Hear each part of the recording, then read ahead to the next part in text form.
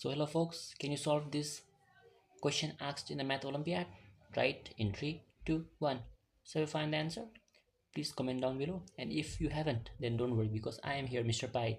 And if your math isn't mathing, then I am here to help you with this question.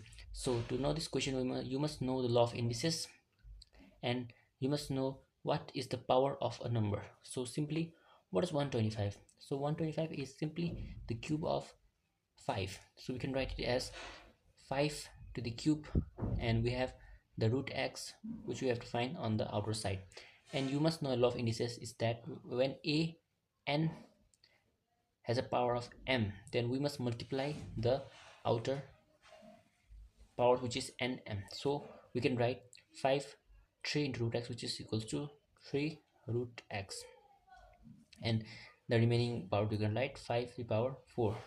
Now we have this equal basis 5 5, so what we can do is we can equate the powers, which is 3 root x is equal to 4, and the rule is that a x equals to a y, then x is equal to y. Now simply we can take root x and we can divide the 3 on the other side, and now simply squaring on both sides, we will get x is equal to 4 square is 16 by 3 square is 9.